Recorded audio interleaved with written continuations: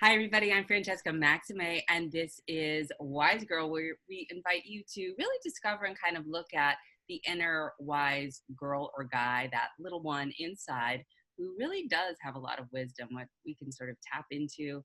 And I have a very special guest for us today. And his name is Dr. Bruce Perry. He's an American psychiatrist, currently the senior fellow of the Child Trauma Academy in Houston, Texas. And he's an adjunct professor of psychiatry and behavioral sciences at the Feinberg School of Medicine in Chicago, Illinois. He is also the author of a very popular book, along with Maria Szalavitz, and you can help me with that, The Boy Who Was Raised as a Dog, talking about his clinical work and experiences with child trauma survivors. And then this just actually got a refresh and an update last year, and Born for Love, which really is the discussion on empathy, talking more about why it's so needed. The subtitle is Why Empathy is Essential and Also Endangered. Welcome, Dr. Perry. Thank you so much for joining me today. I'm happy to be here, Francesca. Thank you for inviting me. Yeah, it's really a pleasure. You've done so much work over the years and made so many incredible contributions to the world of well-being. And I really would just like to kind of dig in and talk about how our early experiences influence, sort of how we operate today, oftentimes out of just habit or whatever those experiences are. And then what can be done and how things can be done to shift that, what's sort of needed to move into greater well-being, not only for our own individual person, but for the collective sphere that we're in, whether it's our family or our community or the greater world. How's that sound? That sounds great. Sounds great. Great, thank you. Okay, so let's just start at the beginning. Why the interest in child trauma? Well, my interest started because I was kind of accidentally put into a freshman seminar when I was a freshman at Stanford that had a professor. His name was Seymour Levine. He was the person who really was the pioneer that started all the work about early handling stress and development. And so he had just finished a series of studies where he'd taken little rat pups and given them about 5 minutes of stress. And the stress was basically taking them away from their mother, holding them in the human hand, and then putting them back in the cage with the mother. And then as those pups grew up, their stress response was different and their brain was different. And when I heard, I was like 19 years old, I heard that you could have a 5-minute experience when you are young, and that led to a completely different way you responded to stress when you were an older animal. And I thought, wow, that's pretty interesting. And for me, the other part of it that was interesting is that you could do the very same thing when the rat pups were a little bit older, and you wouldn't get the same effect.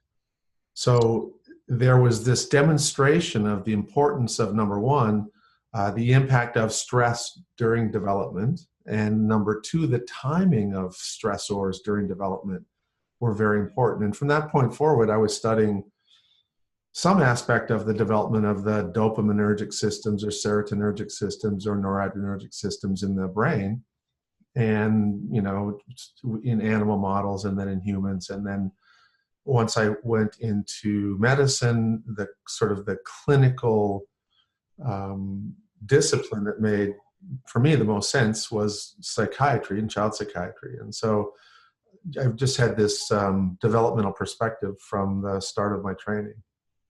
Yeah, beautiful, beautiful. Thank you.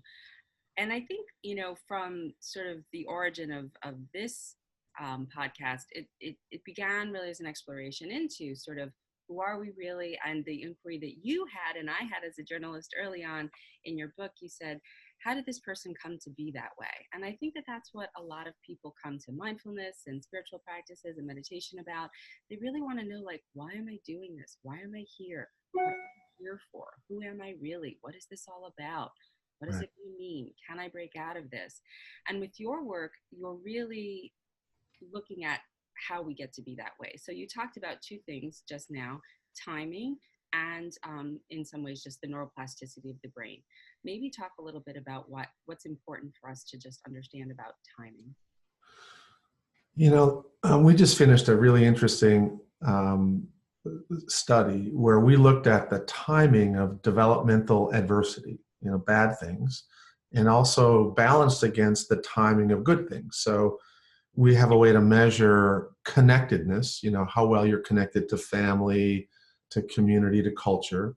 And if that's high, that's a good thing. And then we looked at a whole bunch of bad things, abuse, neglect, exposure to domestic violence, and so forth. And so the balance between the good things and the bad things kind of gives you this developmental risk score. And so what we found was that if you have high developmental risk in the first 2 months of life, and then you are taken out of that environment, and for whatever reason your world changes, and it might be you went into the child welfare system, it might be lots of other things, and then for the next 11 years, 12 years, you had pretty good connectedness and pretty low adversity, your outcomes are worse than if you had the first 2 months of life that were good, and then the wheels came off your family and you ended up in a high adversity, low connection environment for 12 years, which is a very powerful observation. And if you understand how the brain develops and how it really early in life, it's making these incredibly rapid changes, and predominantly in the first 2 months of life, in context of the maternal-infant interaction, you're creating sort of the regulatory set point for your stress response systems. And if you have attentive, attuned, responsive caregiving, your stress response systems become kind of resilient, and they can handle all kinds of stuff. But if during that really critical time in the development of those systems, you have chaos and unpredictability and your stress response systems are activated all over the place, then you're, even later on, if you're in an environment that isn't that challenging, your stress response systems are discombobulated. And that will influence every single part of your brain, the thinking part of your brain, the feeling part of your brain, and it will influence your body, your physical health. And so you end up with this incredible vulnerability and a cascade of problems that have their origins in that first 2 months of life. And this is it's a sort of a good news, bad news narrative, right?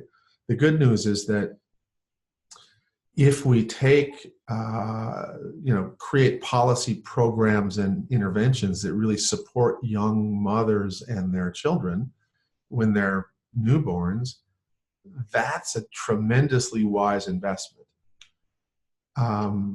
And unfortunately, that's really not what we're doing. I mean, we really don't spend that much money on helping kids that are struggling until they kind of enter the school years, when they sort of present with their problems. And then we get them services, and then we spend a lot of money on assessments. And by then, they've already had 3 or 4 or 5 years of dysregulation that makes it harder to change. And you mentioned neuroplasticity, which is one of these great attributes of the brain, is that it's changeable. And all these neural networks are changeable. But the key issue, and here's the big problem with our current mental health system, is that it views you and me as exactly the same. It takes everybody and it assumes they're all the same. And so we have a one-size-fits-all model for how we deal with everything. And, think about it for a minute. Just think for 1 minute, the brain's got 86 billion neurons. 86 billion. And we have, each one of those neurons has thousands of synaptic connections. And the brain mediates easily 200 to 300 functions. And if you go into a typical child mental health clinic, you can take all the kids in that clinic, and there will be maybe 6 or 7 diagnoses that are used, 6 little boxes to put all their problems in.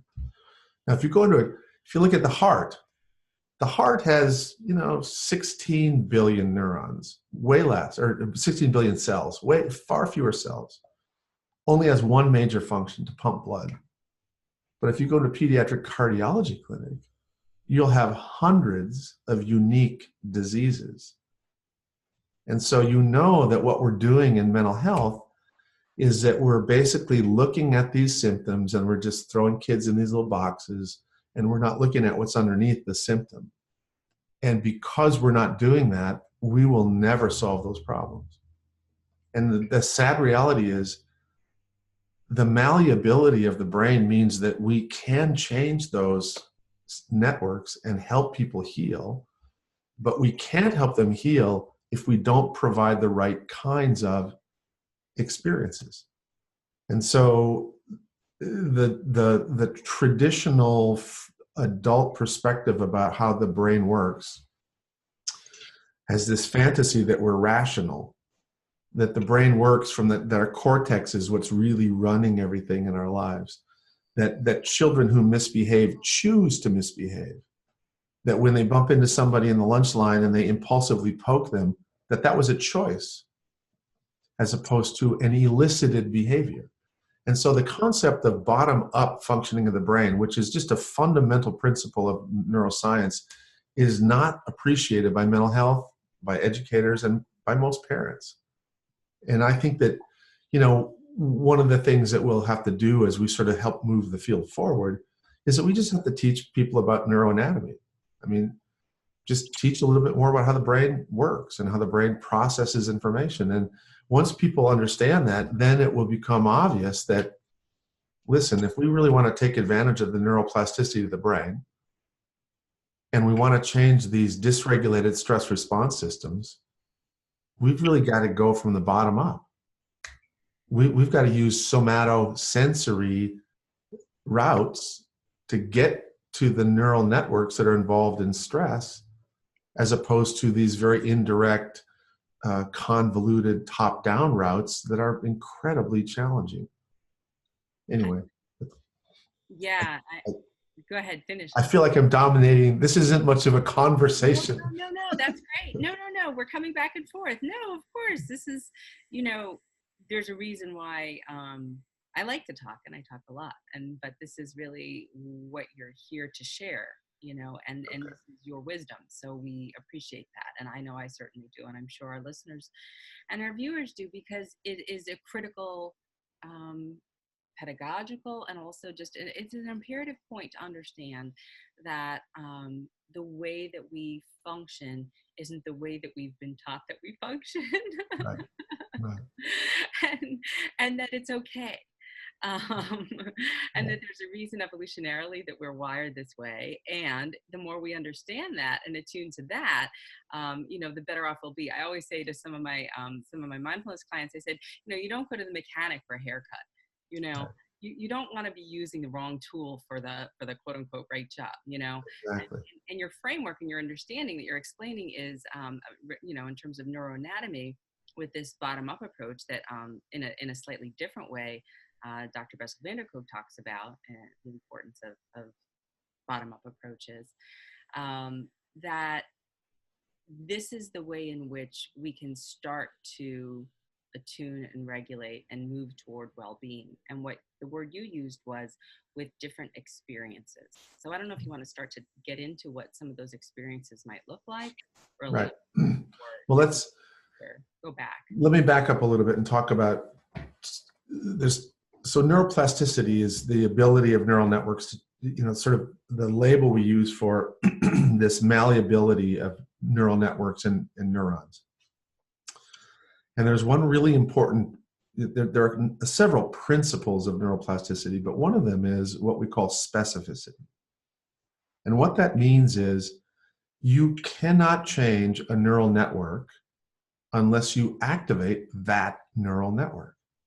So for example, if I want to teach you how to play the piano, as much as I put you in front of a video to watch people playing the piano, as much as I would have you read, as much as I would have you listen to music, you would not learn how to play the piano, because you're not putting your hands on the piano and activating the neural networks that are involved in the motor activity associated with playing the piano. So if you want somebody to learn to ride a bicycle, you got to put them on a bicycle.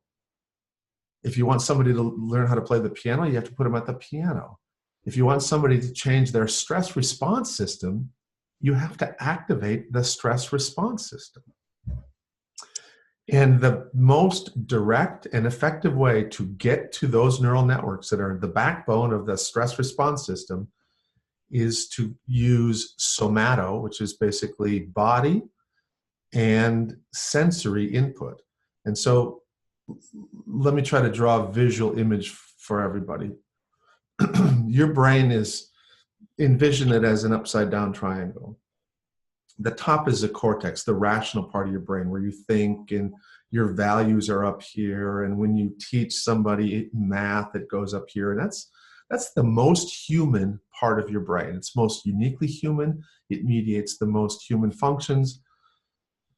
But in order to get to that top part of the brain, you have to go through the middle part of the brain that is sort of an emotional part of your brain. And even before you get there, you have to go through this lowest part of your brain, which is regulatory. And so this process of getting to the cortex involves going through other more primitive areas. And the architecture of the brain is such that these low in the brain, you have these incredibly important regulatory networks, and most people have heard of them, the noradrenergic systems, dopaminergic systems, cholinergic, and collectively, these systems get to every single part of your brain and every single part of your body, every part of your body, either directly or indirectly through the neuroimmune or neuroendocrine systems or the autonomic nervous system or direct innervation. So literally, Grand Central Station for regulation is down in the lowest part of your brain. Mm-hmm. Now, it makes complete sense that the first stop for every single sensory input from the world that's telling you what's going on in the world, sight, sound, smell, taste, touch, all of that comes into your brain, and the first place it goes is low in the brain. And that's because that's perfect design. And the first place that all the sensory feedback from your body about how much oxygen you have and what your heart rate is and all that, it comes up to the same place, the lower parts of the brain. So this part of your brain, the lowest, and I hate to say this, the dumbest part of your brain, the part of your brain that can't tell time, is actually the secret to understanding stress. And so what that means is the sensory input, right, that's coming from the outside part of the world, and the somatic input that's coming from your body, from how you move and where you are in space and your heart rate and how you're breathing, all that stuff goes right to this really important place directly. And so when we say somatosensory, it basically is that collection of inputs that get to that sort of regulatory set of nuclei. And because of the principle of specificity, what that means is the best way to get to the stress response networks that have been altered by trauma or that are activated because you're anxious or nervous right now in the moment is to directly activate them through somatosensory routes. Breathing, walking, running, chanting, visual, rhythmic stuff. And now let me just talk for a second about the rhythm part of this. So the second most important part about neuroplasticity is that you can't change a neural network just by activating it once. You've got to provide a pattern of activity. It has to be repetition, repetition, repetition, repetition. And with that sufficient repetitive signal, then there'll be the signals to the DNA to change what genes go on and off and to make new proteins and to change the synaptic sculpting and do all this stuff. But there has to be a sufficient repetitive signal. Now, all right, hold that in your head for new paragraph. Okay. New paragraph. We can do that. So One of the great things about the way the brain works is as it's organizing and trying to make sense of the world, when two patterns of neural activity co-occur, happen at the same time, they get woven together. They get connected and literally physically connected through creating synaptic connections. And one term we use to describe that is what we call association. You make an association between a sight and a sound. And so language is basically created by having a lot of these associations, right? You make an association between the sound cow and that animal that you see. And the reason you make that association is that every time you see that, somebody in your world, your parents, your grannies, your friends say, make the sound cow. And you make the association between that sound and that visual image. And your brain does that is doing that all the time. Now, when you're in utero, and this is going to help people, I hope, understand why rhythm is so important. Mm-hmm. When you're in utero, your little fetal body is sending signals back to your brain that say, I'm not hungry. I'm not thirsty. I'm not cold. And those are signals that collectively we refer to as you're regulated. These are regulated. The signal you're getting is I'm regulated. I'm safe. I'm regulated. But the signals that are coming in from the sensory part, right? Because your little senses exist, they're coming in and they're sending both through tactile, through vibratory, and through auditory routes. You're getting nonstop. The entire time your brain is organizing, the entire time you're in utero, you're getting the syncopated rhythms that are coming from mom's heart rate, the opening and the closing of the valves. And so what happens is your brain starts to connect pattern, repetitive, somatosensory rhythms with being regulated. And so later on, after you're born, you get rocked at 60 to 80 beats per minute. It calms you down. When you get nervous as you get older, you kind of rock yourself. If you listen to music, you tap your finger, you walk, you run. Every single one of those things that you do is either a direct, it's the core rhythm of the intrauterine environment, or it's a submultiple of that rhythm. And so this pattern, repetitive, somatosensory, rhythmic input gets to the stress response systems directly and tells them you're safe, you're regulated. And so EMDR, Aboriginal healing rituals, bilateral tapping, meditative deep breathing, running, dancing, needlework, all kinds of things that people do to regulate themselves, and all kinds of things that have been incorporated into trauma healing practices are tapping into that fundamental core neurobiological capability that we all get when we're growing up in utero.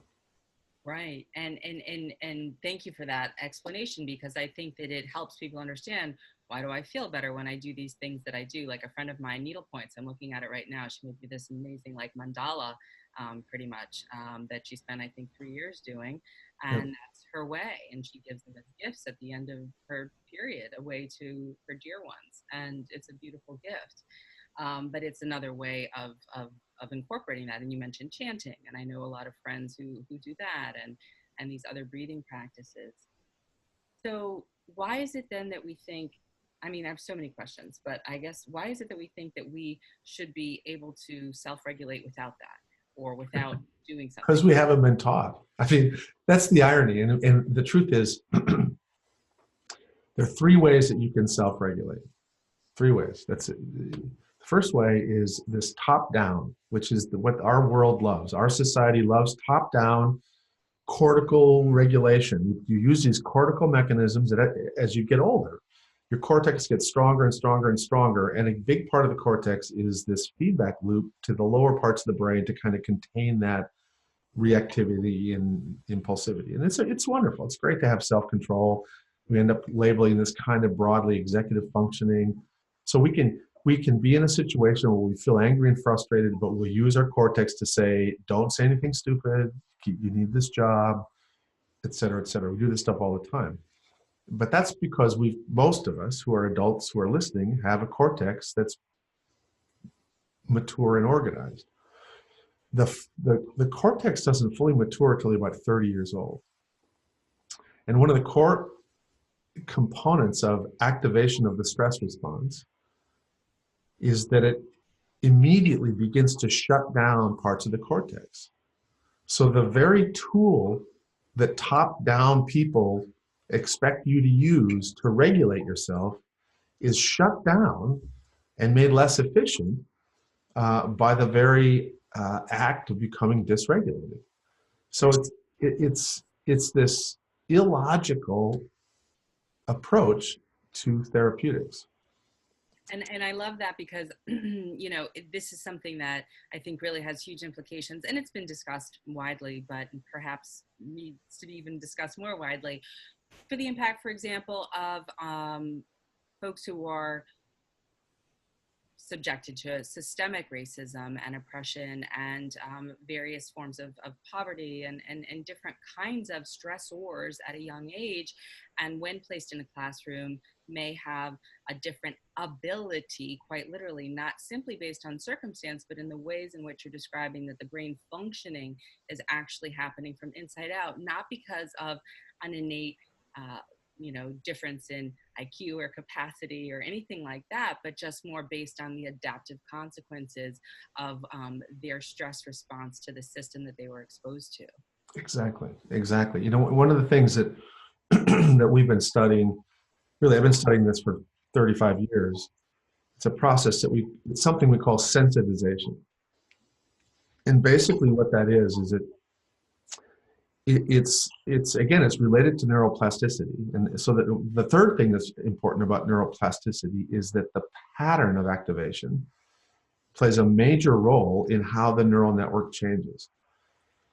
So for these stress response systems, if the pattern of activation is unpredictable and chaotic, doesn't have to be extreme.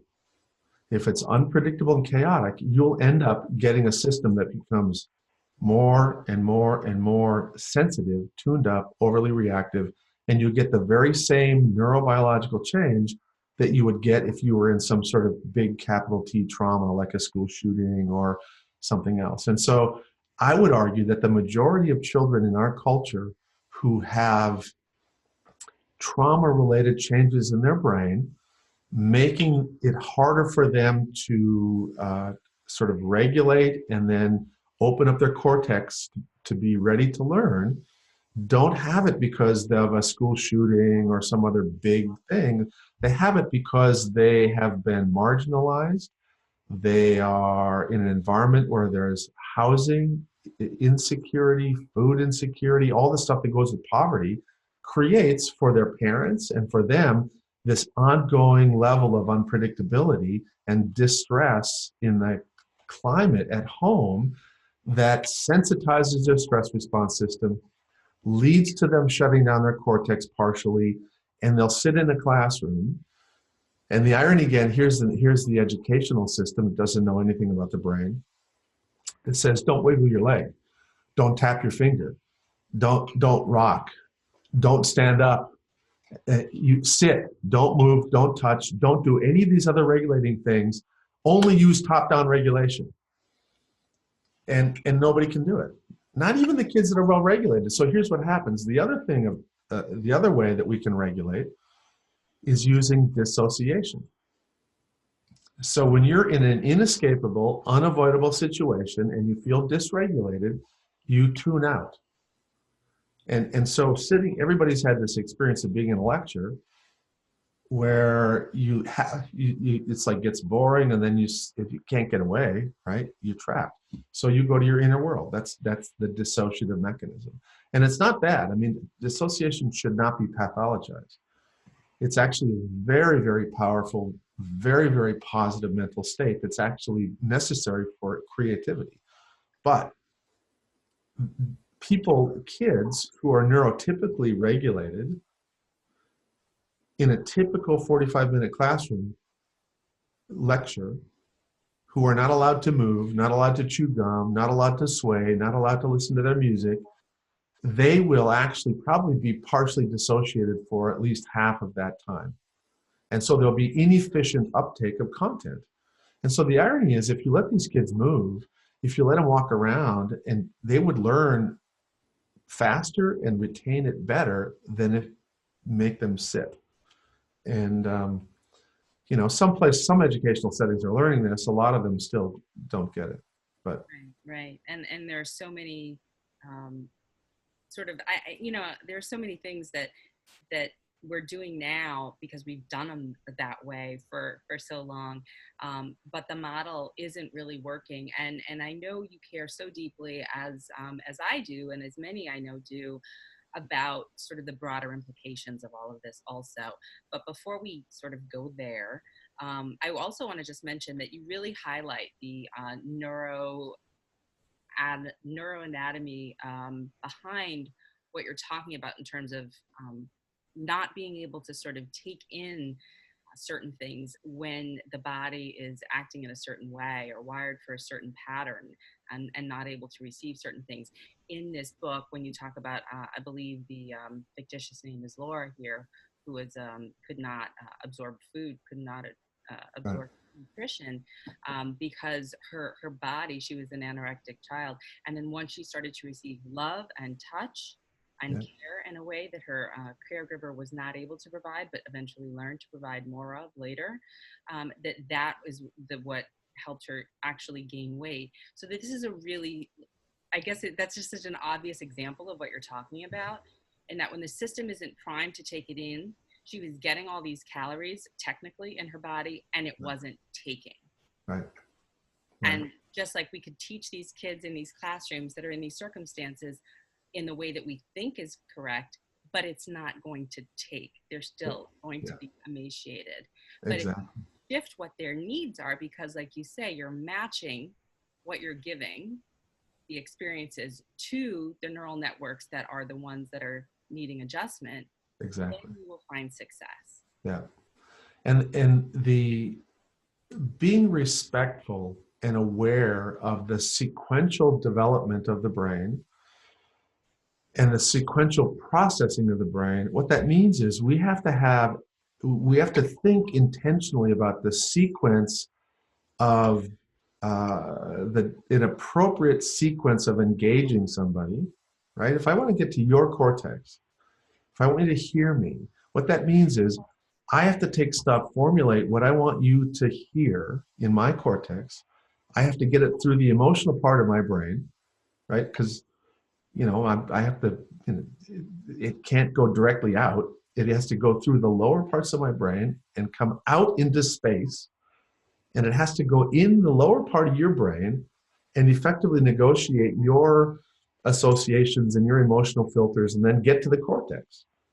And what happens is, even when two people are present with each other and intentionally have good intentions to communicate, there still are these distortions, right? You'll still kind of get a misunderstanding. So someone may say something that they think is neutral, like, "Oh, you look nice today," which they think is a compliment, right? That I'm trying to say something nice. And if the other person has a history of being hit on at work, their brain goes, "Is he hitting on me? Why is he saying that?" And the intention can get distorted by that other person's personal history. And we all have these distorting filters. And so the process of both teaching a child, communicating with your partner, doing therapeutic work always involves the brain of the one person and the brain of the other person. And we all have our own little filters. And this is in mental health, we call this transference and countertransference, right? And so when you sit down and actually think about how hard it is to really accurately communicate with somebody, I'm surprised that there aren't more ruptures, right? There's not more disconnection. But the beauty of human beings is that communication and connection are all about repairing rupture. The ruptures are going to happen, but the real healing, and you get really close with somebody when you get the repair, when you go, wow, I think I misunderstood you. Help me understand. And then that helps people actually make a healthier connection. And that, go ahead, I'm sorry. Well, no, because I want to play devil's advocate. Okay, so that'll happen maybe, and somebody will say, well, I said I'm sorry. But then the person doesn't feel felt or seen on the other end. Yeah, And therefore, it's not truly repaired and exactly. transformative for that relationship to move it forward and grow. Right, right. And so, so what I would say is this, is that when the person hears from you that that hurt me, that gets up to their cortex and they give you a cortical response that basically bypass, it comes through their emotional part of their brain, but they don't really believe. They think that they can get off the hook from the discomfort of making you feel uncomfortable or bad by apologizing. But they need to be held to the fire. They put their feet to the fire and say, listen, I know you're saying you're sorry, but I still feel, for some reason, I still feel crappy about this. Well, I love where you're going with this because it goes right into the work on empathy that you wrote your second book about, and talking about this idea of, there's been a lot of conversations around empathy and compassion. Empathy, sort of the ability to feel what the other person is feeling, which is what you're saying, which is like remorse, if you will. Like I'm sort of, I'm with you on this, and yes, I said it or I did it, and I'm culpable, and that doesn't mean I'm a terrible person. It was just a misbehavior, so to speak. Yeah. And how can I make it up to you, or can you at least believe me that I'm accountable for my thing, and I'll try to move forward in a different way, knowing that this is a sensitive spot or something like that.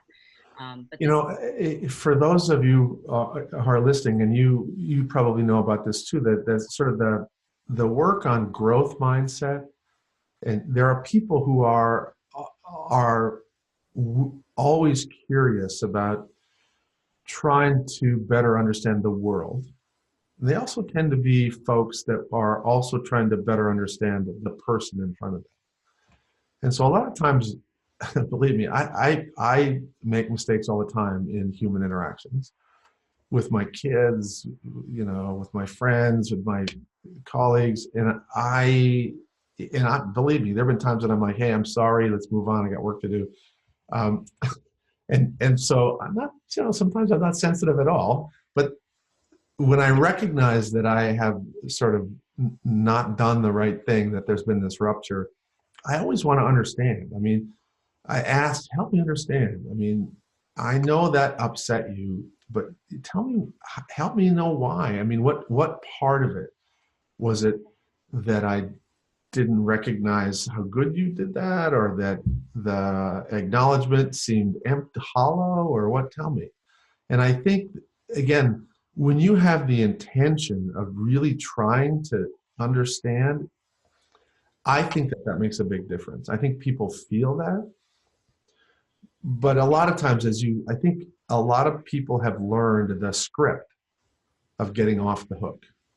And also, I think a lot of people aren't told that the framework of being vulnerable, I know Brene Brown's done a lot of work on this topic and shame and all of that, but that you sort of alluded to it earlier. For those of you who are watching on video, you sort of pointed to it to heart when you were explaining this, about this empathy, this connection, this, am I really getting you? Am I grokking what you're saying about, feeling hurt? That this piece is sort of a critical piece um, toward healing not only ourselves and our relationships, but to healing, the world at large. But a lot of people are so uncomfortable with holding their own space in that regard.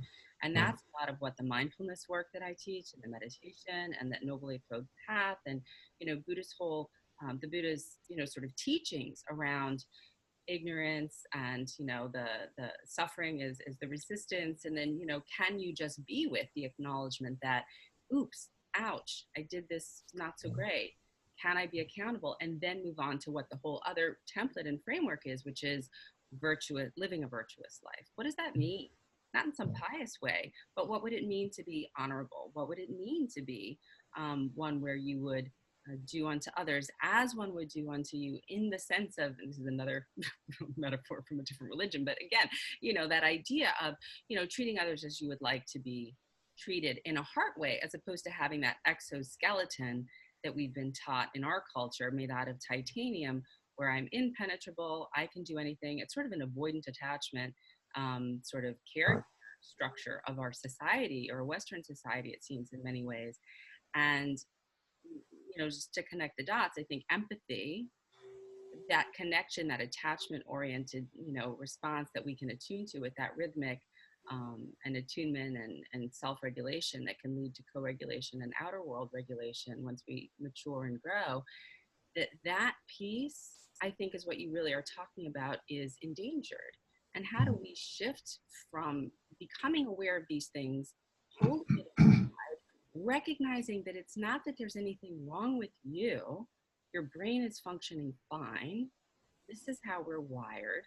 Mindful awareness and loving compassion can bring a certain desire to do this with a gentle hand, and then we can move forward. But why do people not want to do that? Why do they want to hold on to their steeliness? Well, I think about this stuff a lot. And again, I tend to sort of, as I'm thinking about problems, I'm using my own sort of templates. And one of the things that I think is involved in all this stuff is the concept of dosing. So all learning involves some exposure to novelty and some discomfort with not mastering whatever it is that you're doing. Even if it's like there's discomfort with recognition that you didn't master this interaction with another person, or that I'm not a racist, and all of a sudden I'm, and you don't want to actually visit the uncomfortable reality that you really have some things that could be considered racist in the way you tell jokes, or the way you laugh at jokes, or the way you hang around with people that only look like you, or, that's uncomfortable for somebody who views themselves intellectually as not being racist. And so here's the way I view all of this stuff. If you leave your comfort zone, right, you get outside that shell, and you have a small controllable dose of discomfort, and then go back into your shell, and then you come back out of your shell and have a tiny little dose of discomfort and go back in, you actually start to change you grow, you change. And the reality is, if you keep yourself open to these little doses of learning, but what the circumstance of that learning experience is, if it's like development, if somebody is there who will scaffold you, somebody will help you learn why you're a racist. Like, let's say it. I hate, and they will, in some ways, you'll still feel safe with them, and they'll help you grow. Is racist behavior, why these beliefs are racist beliefs. Yeah. Why this impact is severely hurtful. Right. And how, again, the whole thing about, you may not realize it, but when you do that, I'm Black, right? And when you say that stuff, just think for a minute how that might make me feel. And so when you have somebody who is caring enough to help you grow, and it could be about anything. It could be about the fact that you're really a bad communicator in a relationship. It could be that you're really a bad teacher. You're really not supervising very well. You may be really smart scientist, but you're a shitty teacher. But if people are willing to help you, and you can leave your comfort zone in a climate of safety and feel uncomfortable, and then go back to your safety, and then come back out, you grow. And that's the thing.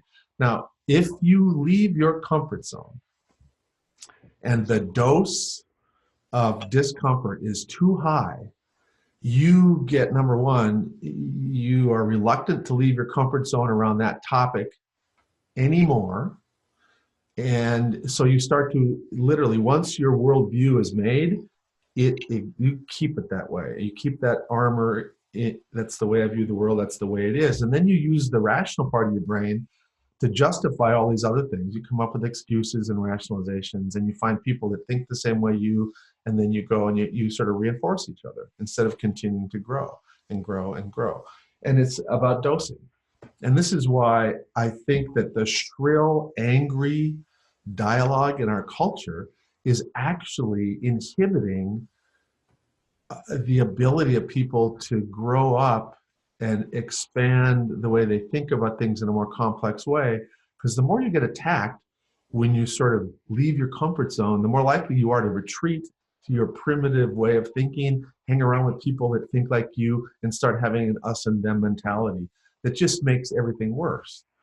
And I think that, you know, this happens in mental health. I mean, the people that, you know, when we who are sort of trying to help the world better understand how to heal around trauma, when we mention that we think in the beginning with really dysregulated kids who have undeveloped cortexes and have a shut down cortex, that TFCBT might not be the best thing to do to start with, people who are behaviorists, people who like TFCBT, they literally push away, they go hang out with each other, they reinforce each other about how we have evidence and you don't.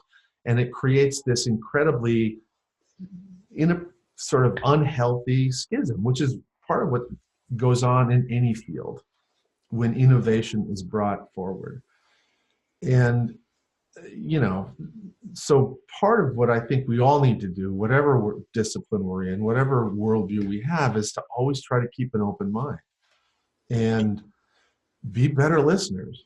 You know, learn how to be present in the discomfort of somebody challenging your views or your beliefs.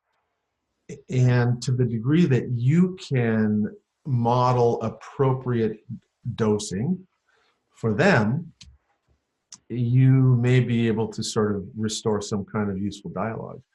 Right. Yeah, because I mean, trauma is sort of that thing of too much, too fast, too soon, overwhelming, Exactly. not able to do something different about it. And, Yeah. you know, this business of keeping an open mind, it's, you know, staying curious. It's sort of one of the core teachings of mindfulness, or this idea of, I know one of my mindfulness teachers will say, you know, that his teacher said, you know, the answer to everything was don't know, don't know, right? In a very Zen sort of way. And Yeah. yet that opens the door to possibility. And Dan Siegel talks about this also, you know, about the plane of possibility, potentiality, I think he calls it, where things are grokking at a different level, which is, I think, this subcortical synaptic level where true transformation and change can happen. But this dosing piece is not to overdo it. And again, bringing in the other models of titration and pendulation that I know about from somatic experiencing, it's sort of that same Same concept. you're Same putting your concept. toe in the water, and then you're Yeah. not just diving right into the deep end of the Yeah. pool. You're not taking Exactly. a cannonball. You're just Yeah. sort of, you know, wading in sort of slowly and seeing whether or not the temperature is okay. But the key piece that you said, which I think is so important, is about having someone to scaffold you, or, you know, is the term you used, having someone to hold you, having someone to be with you, having someone to be willing to keep showing up. And Yeah. that is what they would call secure attachment figures, right? Whether you're an adult and it's your partner, or whether it was your early caregiver, like your mom or dad or grandparent, or someone else. But it seems like those are getting more scarce. So what do we do there? Because the same sort of attachment system, I think you said, is the one that's kind of at the root of the tribalist system, Yeah. right? And yet at the same time, we seem to be moving a little bit more, as you mentioned, toward the tribalism at a certain level, while we still have a lot of people doing amazing things that are very good and Yeah. kind and passionate. But more of that is always welcome. Yeah, you know, all of our research and a lot of the research of other people has highlighted the power of connectedness. You know, that is the major predictor of positive development following trauma and recovery from trauma and adversity is how connected you are.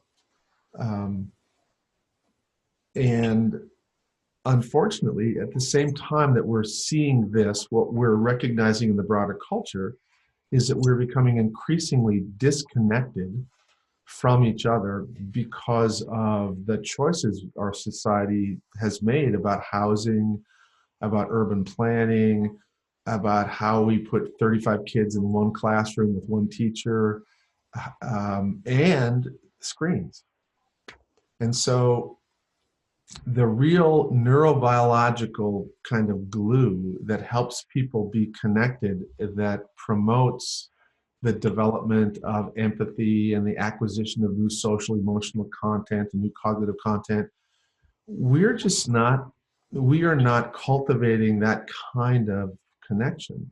Well, I almost feel like, Dr. Perry, it's almost too good to be true that doing laundry with somebody would be a way to actually help heal them, or, vacuuming together, or, Well, I got to tell you, that's when we do a lot of work with home visitors, home visiting programs, and they have their little scripts and what they're supposed to teach. And I'm like, throw the script out the window. You need to go into the house and look at what's going on in the apartment. Do they need to, let's wash the dishes, or let's do something together in parallel. And that is relationship building, it's bonding. And once that happens, then you can kind of dyadically talk about stuff. But I think that we undervalue the power of presence. We use this term called the power of proximity. If you are with people, you will change people. If you are not with people, you can't change them, and they can't change you. Meaning, if your deepest self is with people, you don't just mean be a body in the same room, doing. No, but what I mean, well, sometimes being a body in the same room is the start to being able to be truly connected. And for some people, again, this is about dosing, right?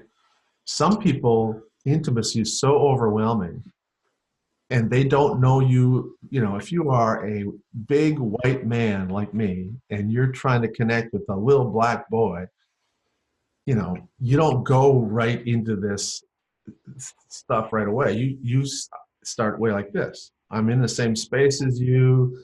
You're throwing a basketball. I'm sort of like looking at my computer and doing a little work, and then you get a little bit closer, and then I sort of turn off the computer and I turn my chair a little bit. Then he goes back over here. It's you have to remember dosing. You have to give the child and or the person you're working with control of the process of closing the intimacy barrier. And then when they're ready to invite you across the intimacy barrier, let them choose when and how they bring that stuff up. But traditional mental health is like, oh, you're here because you were raped by your father. Why don't you tell me about that? Like, whoa. Well, okay, so let's just use that for example. If someone is a survivor of sexual trauma and they're having some sort of disgusting, sort of feeling or aversive kind of response with their partner, and maybe we don't know precisely what happened, but say there are certain, Right. some kind of, there's a response that's there that's physiological for some reason, right? It could be medical trauma. We don't know.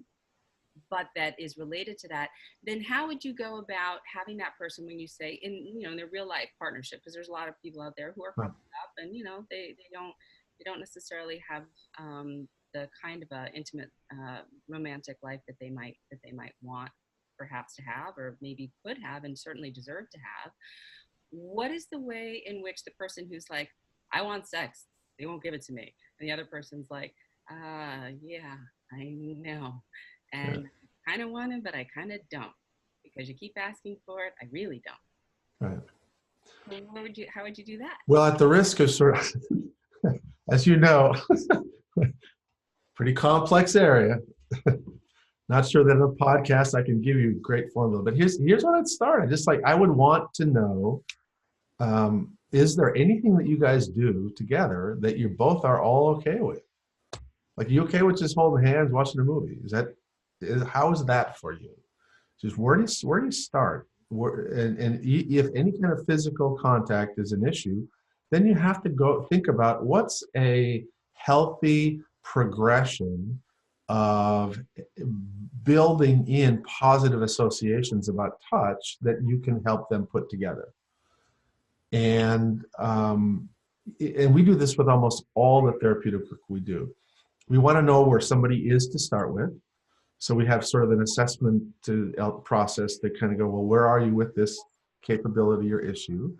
And then we start by scaffolding, creating a therapeutic approach where there's a safe opportunity for them to choose to leave their comfort zone, to get out into this novelty area to the degree that they can tolerate, and then go back.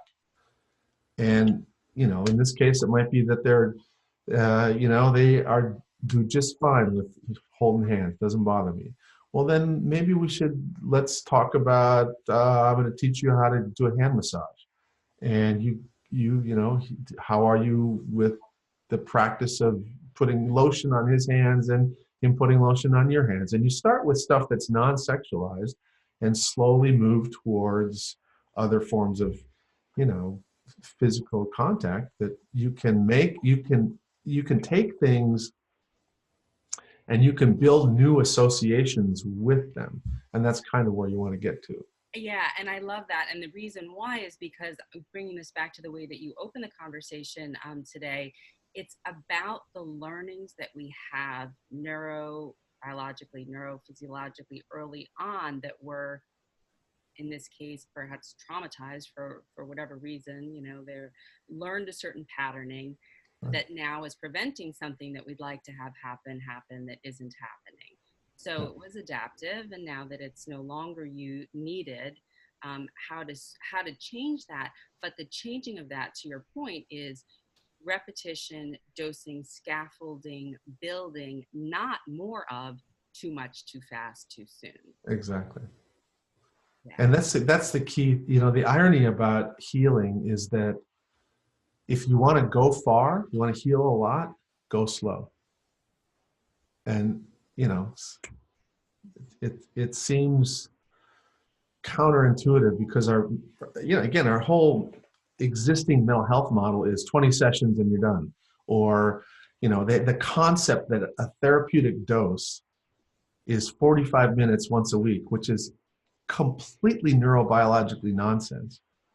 Neural networks change by having thousands of brief 5-second long doses of engagement. So when you think about when you have a conversation with somebody, if you actually look in their eyes for 5 seconds, that's a long time.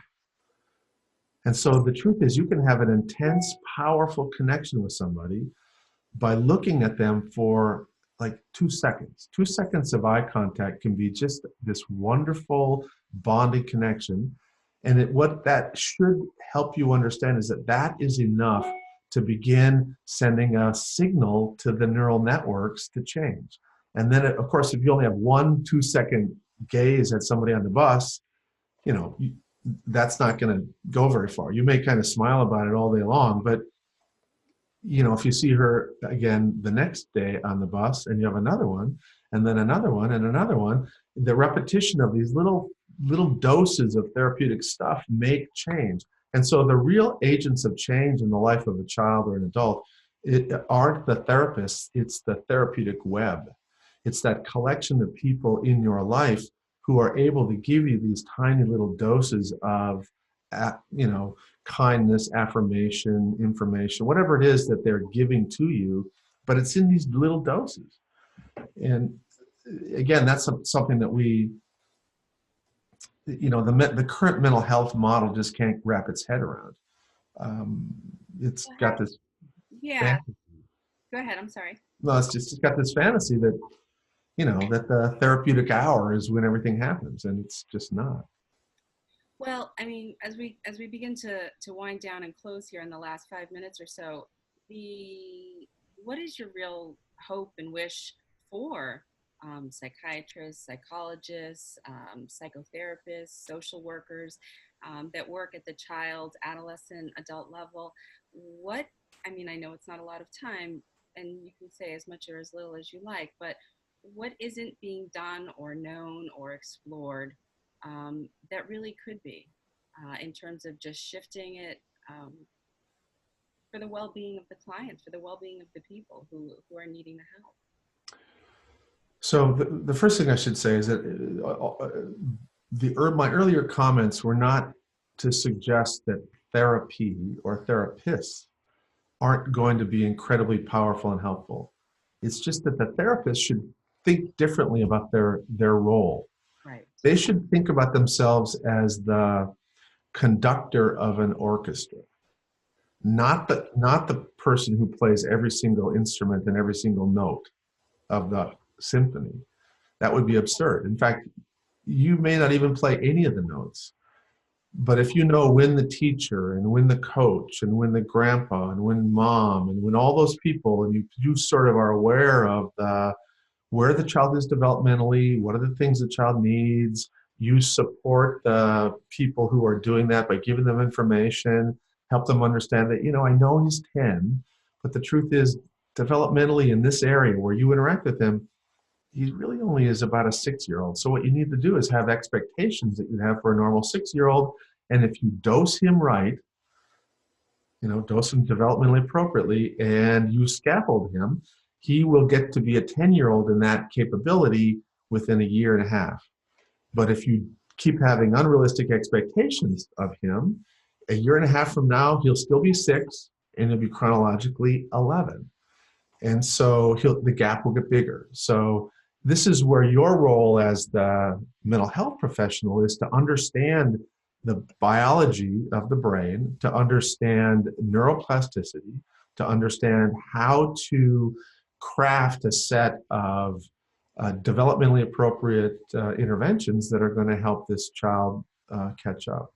And which means that you really, again, this is a hard thing. The medical economic model doesn't like this because it's hard to bill for phone calls to the school and phone calls to the parents and everything else, but it can be done. And that's kind of where I think the field is going to have to go. Yeah, I love that. And I also just want to sort of underscore the ability to which one can self-regulate, meaning that you can be your own guide also, so that you're a healing presence from the inside out. That yes, being able to sort of pull together this web of other people who have the capacity to be there for the child or the adolescent or even the adult is critical and amazing, because then you have that much of a broader scaffolding, so to speak, to support this. It does in fact take a village, but that the more that we ourselves, when we're working with anyone, can just be reflective on how's my own nervous system doing? Right. Where Exactly. am I right now? Yeah. And again, that mindfulness piece in terms of repetition, I think, is important there. And then slow, you said slow is, in somatic experiencing, they say slow is fast. And I think that that's kind of what you're saying, is that that's what will get you there eventually. And bhavana, or cultivation from the mindfulness communities, is sort of that idea of, just keep on laying the groundwork. Yeah. Right? Just keep on doing that. And that takes time. So attunement is an art and a skill with that rupture and repair. And that we live in a culture that doesn't, everything wants to be expedited. Right. It's the impatience of our culture about so many things is really, I think, sort of bled into the therapeutic world too, that there's this fantasy that you can sort of do these things quickly and with a formula and put somebody in the right box and find the right medication. And the reality is, what we know about human beings is that every single human being on the planet is unique.